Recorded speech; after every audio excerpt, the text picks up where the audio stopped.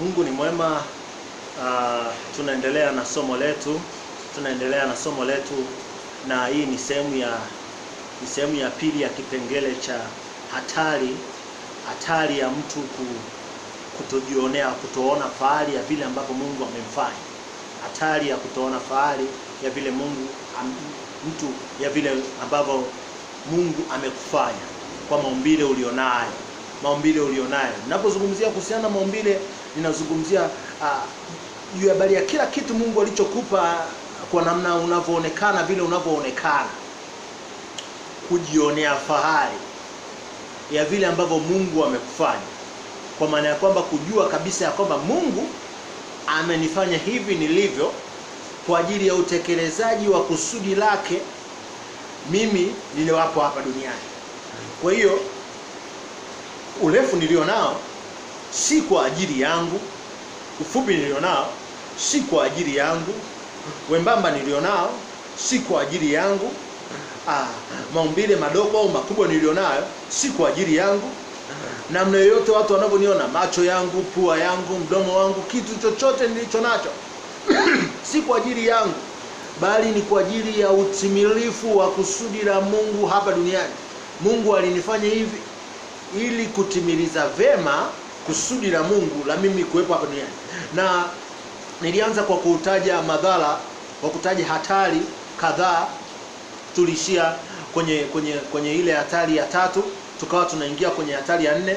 Nilitaja hatari ya kwanza kwamba ni kutojikubali, nikataja hatari ya pili ya kwamba ni kutojiamini, nikataja hatari ya 3 ya kwamba ni kukosa uthubutu, na tukawa tumeanza ile hatari ya 4 ambayo ni mtu anakuwa ni mtu wa kujilaumu. Kwa hiyo ninaomba kama yamkini ulikuwa hujapata somo lililopita, nenda tu kwenye YouTube account yangu kwa jina la Emmanuel Mwakyembe. Ukisearch somo la self awareness ama jitambue, utakutana na hili somo na utaweza kupata muendelezo wote kuanzia somo la kwanza na kipande cha pili, lakini pia na kipande hiki cha 3 ambacho ni kwa ajili ya siku ya leo. Sasa tunaendelea ya kwamba mtu huyu ambaye hajionei fahari vile ambavyo Mungu amemfanya, kitu kingine ambacho anakuwa nacho huyu mtu, anakuwa ni mtu wa kujilaumu. Unajua kulaumu kumetokana na neno lawama. Huyu mtu huwa kwanza anajilaumu yeye mwenyewe. Kujilaumu huwa kuna swali linalosema why, kwa nini mimi niko hivi nilivyo? Kwa nini mimi nisingekuwa na vile alivyo fulani? Anajilaumu. Kwa nini mimi niko kwenye mazingira haya? Kwa nini wazazi wangu wako hivi? Yani ni mtu wa kujilaumu. Kwa sababu gani? Hajajua siri ya kwa nini yeye yuko vile alivyo.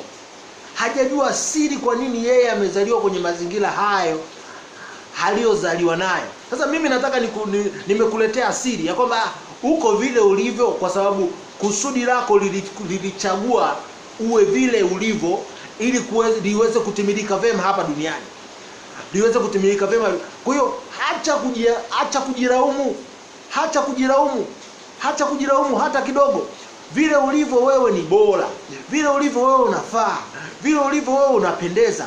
Vile ulivyo unaweza kabisa kuwa mtu wa thamani kubwa. Vile ulivyo unaweza kusababisha mabadiliko katika jamii yako. Vile ulivyo unaweza kusababisha mabadiliko katika nchi yako. Vile ulivyo unaweza ukatoka kwenye hatua uliyopo ukaenda hatua nyingine. Acha kujilaumu.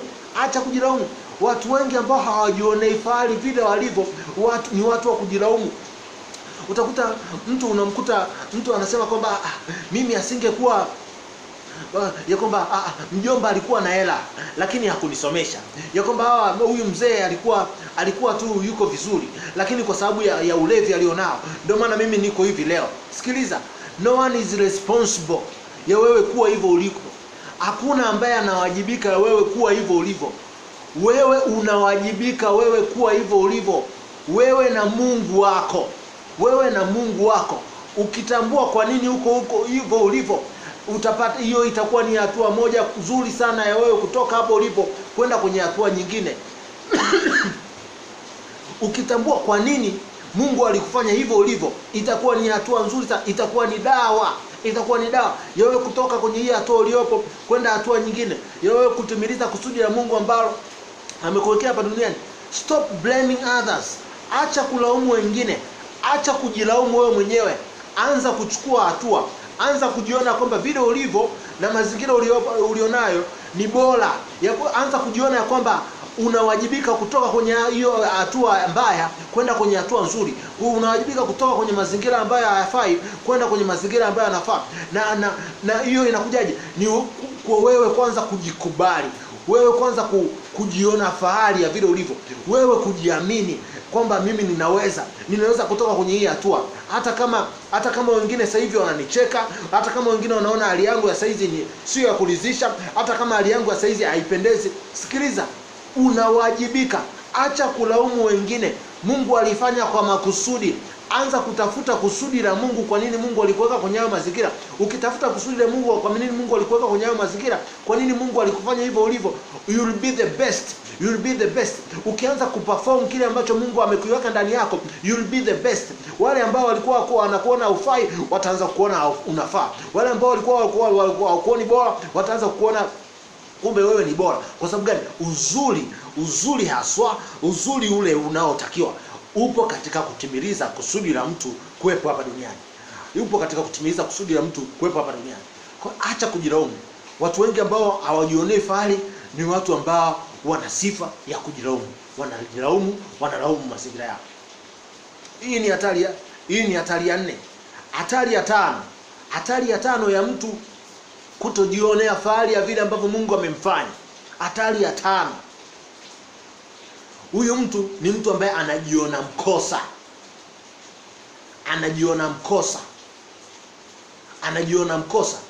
Yaani anajiona ana mapungufu. Anajichukulia kana ya kwamba yeye hajakamilika vizuri. Yaani kuna kitu fulani kilitakiwa kiwe fix, yamkini ndo angeonekana mtu anayefaa. Anajiona mkosa. Umeshaona mtu ambaye yamkini mko kwenye kundi hapo, mnapiga zenu story labda 2-3, alafu mtu tu anapita, akishapita anageuka, alafu anamwambia kwa hiyo mnanisema. Huyo mtu anajiona mkosa. Yaani kana kwamba akipita tu anajichukulia kwamba okay, hapa itakuwa watu wananisema. Huyu mtu anajiona kwamba yamkini kuwepo yeye kuwa vile alivyo, yamkini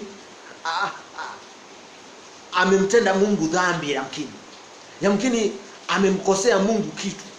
Kwa utakuta hata maombi yake huyu mtu ni maombi tofauti, kwa sababu huyu mtu maombi yake atakuwa tu ya kumwambia Mungu, labda Mungu mimi nimekukosea, labda Mungu mimi sifai, labda Mungu Sikiliza, Mungu alikufanya hivyo. Usijione wewe ni mkosa kwa kuwa hivyo ulivyo. Usijione wewe ni mkosa kwa kuzaliwa kwenye mazingira hayo uliozaliwa nayo. Usijione wewe ni mkosa yamkini kwa kuwa maskini, kwa sababu saizi ni maskini. Hapana. Usijione wewe ni mkosa. Sikiliza, kuna watu kila kitu anachokifanya anaona kana kwamba amekosea. Anaona kama anajiona tu mkosa. Hawezi kufanya kitu akajiona kwamba this is the best thing nimefanya. Yaani anajiona tu kwamba nimekosea. Na huyu mtu hata ukimwambia fanya kitu fulani, anaona pia tena atakosea. Kwa sababu gani? Anajiona kwamba yeye ni mkosa, kwamba yeye hafai, kwamba yeye katika hii jamii hakubaliki. Anajiona kwamba yeye ni mkosa. Acha kujiona wewe ni mkosa. Vile ambavyo Mungu amekufanya katika ufanisi mkubwa sana. Mungu alikuamini, Mungu alikuona wewe unafaa, Mungu alikuona utafanya kitu kwa uzuri, na ndio maana alikuweka hapa duniani vile ulivyo. Mazingira hayo ambayo wewe unayaona kuwa sio bora, ni mazingira hayo hayo Mungu anaona yanafaa. Vile unavyojichukulia kwamba wewe sio bora, Mungu anakuchukulia kwamba wewe ni shujaa.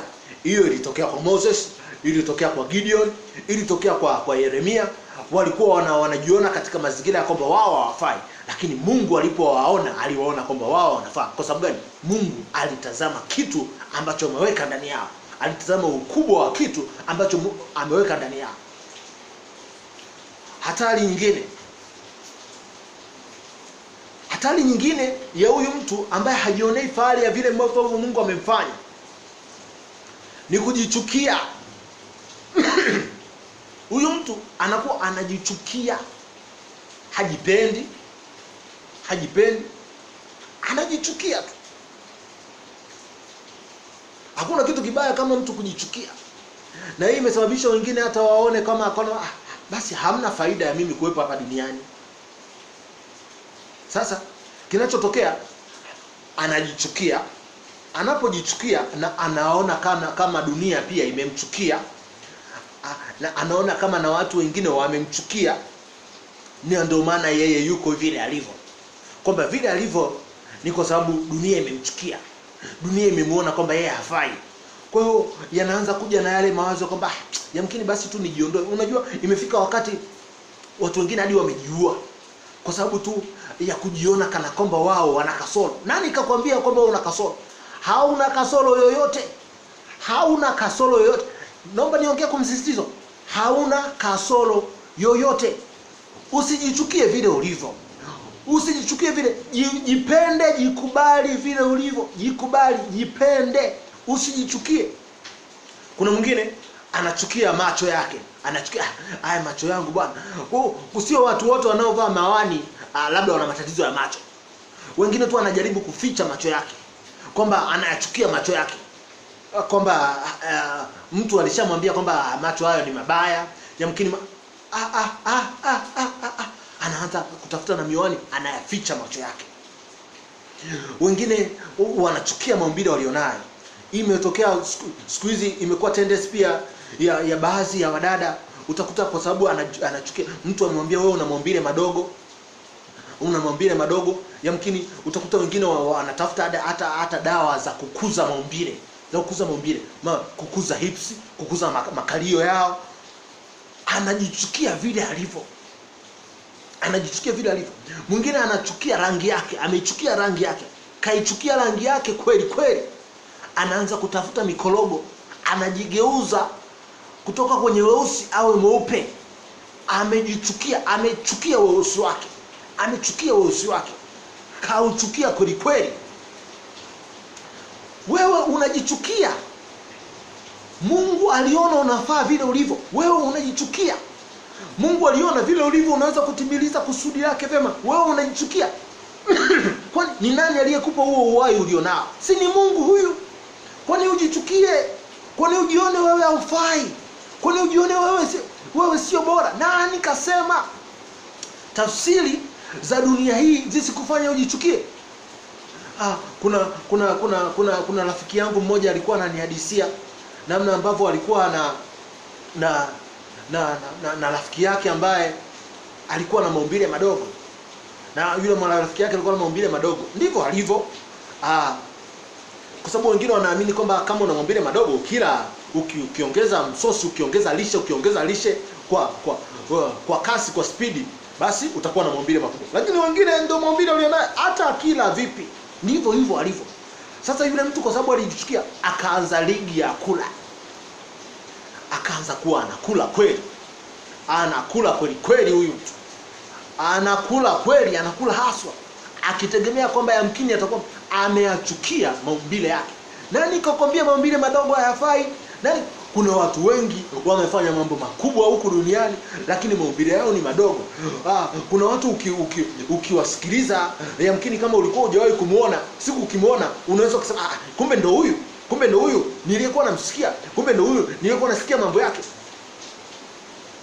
Swala sio maumbile. Swala ni kufanya kile ambacho Mungu amekuleta hapa duniani kukifanya.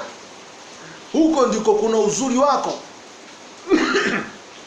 Hata ukiwa na maumbile makubwa, hata ukiwa na maumbile madogo, hata ukiwa ni mweusi, hata ukiwa ni mweupe, hata ukiwa ni mfupi, hata ukiwa ni mrefu. Sisi tutauona uzuri wako ukianza kutekeleza lile kusudi la wewe kuwepo hapa duniani. Kwa usijichukie, jikubali hivyo ulivyo, usijibadilishe. Tumesikia kuna watu wengine anaenda kufanyiwa operation ili labda aweze kufanana na mtu fulani. Sikiliza, watu wengi waliojichukia wanakuwa na tabia ya kushabikia watu wengine zaidi kuliko wanavyojishabikia wao. Watu wengi wanaojichukia huwa wana tabia ya kushabikia wengine. Yaani utakuta mtu anamshabikia mwenzake kuliko anavyojishabikia mwenyewe. Anajua mambo ya wengine kuliko anavyojua mambo yake yeye mwenyewe. Huyo mtu amejichukia yeye mwenyewe. Kajichukia kabisa. Sasa ningeweza tu kutumia muda mwingi sana kueleza tu kipengele cha kujichukia. Sasa hii ni hatari kubwa. Kwa nini Mungu ametaka nifundishe hili somo? Kwa sababu kuna hatari kubwa sana ya mtu kutojitambua. Kuna hatari kubwa sana ya mtu kutojua kwa nini yuko hapa duniani. Kuna hatari kubwa sana. Sasa twende kwenye hatari nyingine. Hatari nyingine. Huyu mtu ambaye hajionei fahari vile ambavyo Mungu amemfanya. Hatari nyingine kubwa alionayo huyu mtu ana mtazamo hasi. Wazungu wanasema negative attitude. Ana negative attitude, lakini pia namna anavyoyachukulia mambo, anayachukulia mambo vibaya, anayachukulia mambo negatively, anachukulia mambo katika mtazamo hasi kabisa. Kwa maana ya kwamba huyu mtu kwanza yeye mwenyewe anavyojichukulia haoni uzuri ndani yake. Haoni kwamba anaweza akafanya jambo ambalo linaweza likaleta impact kwenye jamii. Haoni kwamba anaweza akafanya jambo ambalo linaweza kumsaidia mwingine. Haoni kwamba anaweza akafanya jambo likamletea faida. Haoni kwamba anaweza akafanya jambo likaleta faida kwenye kizazi hiki na kizazi kinachokuja. Huyu mtu ana mtazamo hasi.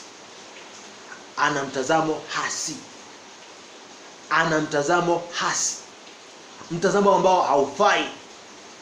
Sasa sikiza, mtu mwenye mtazamo hasi, ana sifa zote hizo nilizozitaja mwanzoni. Hajikubali. Mtazamo hasi. Sasa yeye kutojikubali, yeye kukosa uthubutu, yeye kujilaumu, kuna mtengenezea nasa namna ya mtizamo. Ule mtizamo unakuja unamsababishia na tabia kabisa. Inakuwa ndio tabia yake. Ni tabia yake. Lakini chanzo kikubwa kilichosababisha ni kutoona fahari, kutojikubali, kutoona fahari ya vile ambavyo Mungu amemfanya. Ukimwambia wewe mtu basi fanya biashara, mtapata hasara. Bwana, ukizungumzia kuhusu wanaume anasema wanaume ni watu wabaya sana. Ukizungumzia kuhusu wanawake hawafai. Ukizungumzia kuhusiana na bwana, twende tukasome, bwana nikisoma nitakuwa maskini. Haoni uzuri kwenye kitu kingine chochote. Haoni uzuri kwenye vitu. Moja, haoni uzuri ndani yake. Mbili, haoni uzuri kwenye maumbile ambayo Mungu amemfanya. Tatu, haoni uzuri kabisa. Haoni uzuri vile ambavyo Mungu amemfanya. Hili ni jambo la hatari sana. Lakini hatari nyingine ya 8, na hii ndio hatari kubwa sana. Huyu mtu ambaye anashindwa kuona fahari vile ambavyo Mungu amemfanya, inakuwa ni vigumu sana kujua kusudi la yeye la kuwepo hapa duniani. Moja, kujua kusudi la yeye kuwepo hapa duniani. Moja. Lakini pia kulitimiliza.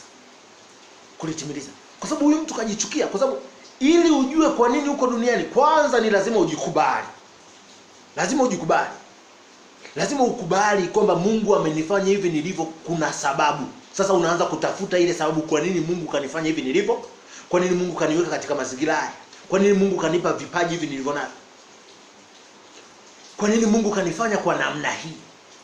Kwa hiyo ni hatari kubwa sana. Huyu mtu atashindwa kujua kusudi la yeye kuwepo duniani. Kwa hiyo ataishi maisha ya kusindikiza wengine tu. Mwisho wa siku atazeka, mwisho wa siku atakufa. Ile faida iliyokusudiwa yeye kuiacha hapa duniani haipo, haitakuwepo. Kwa kuna hatari kubwa sana.